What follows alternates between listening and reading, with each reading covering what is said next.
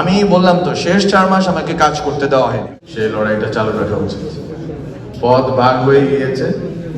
আমরা যে রাজনৈতিক দল মানুষের স্বপ্ন ছিল, সেই রাজনৈতিক দল একটা ভুল পদক্ষেপ নিয়েছে। সেই ভুল পদক্ষেপ নেওয়ার কারণে আমি সেটার সাথে নেই। আর গণ অভ্যুত্থানের সময়ে যেই সময়টা ছিল, সেই সময়টা আর এর আগেও যখন আমার কাজের ধরন ছিল বুদ্ধিবৃত্তিকভাবে যে সোশ্যাল পলিটিক্যাল আপওয়ার্ড মোবিলিটি দরকার ছিল, সেই সোশ্যাল আপওয়ার্ড মোবিলিটি কি আমাদের হয়েছে কিনা।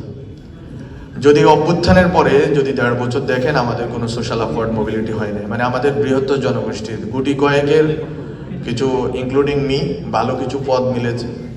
কিছু লোক এখন একটু গাড়ি ঘোড়ায় ঘুরতে পারতেছে, কিছু লোক হচ্ছে একটু ভালো খেতে পারতেছে, ভালো থাকতে পারতেছে, কিন্তু কিছু লোকের জন্য গণ অভ্যুত্থানটা হয় নাই।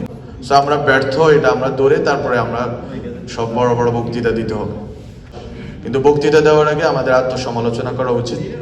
বলতে চাই যে আমি অন্তত বাংলাদেশের জনগণ যাদের জন্য চেষ্টা করেছি, কিন্তু আমরা কেন ব্যর্থ হলাম সেই গল্পটা বলি।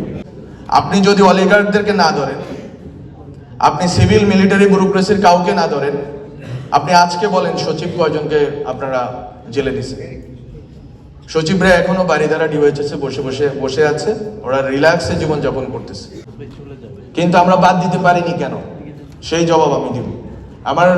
আমি ইউজুয়ালি বাসা থেকে বের হই না শহীদ ওসমান হাদির শাহাদাতের পরে, কারণ সিকিউরিটি কনসার্ন, এবং এই জন্য মন্ত্রণালয়ের শেষ 4 মাস আমাকে কোনো কাজ করতে দেওয়া হয়নি।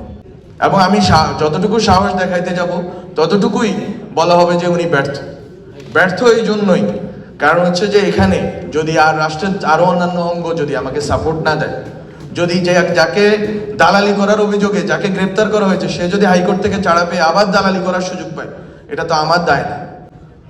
যারা অলিগার্করা যারা টাকা দিয়েছে তাদেরকে আপনি গ্রেপ্তার করলেন না, তাদেরকে বিচারের আওতায় আনলেন না, তারা এখনো ফান্ডিং করে যাচ্ছে এবং তারা ভুলের পর ভুল এবং মিথ্যা অপপ্রচার করে যাচ্ছে, তাদেরকে আপনি ধরবেন না। এটা তথ্য মন্ত্রণালয়ের কাজ না, তথ্য মন্ত্রণালয়ের কাজ না। আমি শেখ মুজিব হইতে চাই না যে আমি পত্রিকা বন্ধ করে দিব, মিডিয়া বন্ধ করে দিব।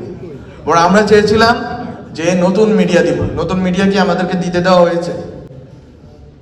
আমি বললাম তো শেষ 4 মাস আমাকে কাজ করতে দেওয়া হয়নি। কেন কাজ করতে দেওয়া হয়নি? কারণ আমরা চেয়েছিলাম নতুন মিডিয়া আসুক, পুরাতন মিডিয়ার বদলে নতুন মিডিয়া আসুক। 5-7টা নতুন মিডিয়া আসছে, আপনারা জানেন, যারা ছোট কাজ করতেছে, ওরা কিছু ভালো কাজ অভ্যুত্থানের পক্ষে, জুলাইয়ের পক্ষে, এই তরুণদের পক্ষে কাজ করা শুরু করছে। এতেই পুরাতন বন্দোবস্তের যারা আছেন তারা যাতে কোনোভাবে আমরা কাজ না করতে পারি সেই ব্যবস্থা করেছে।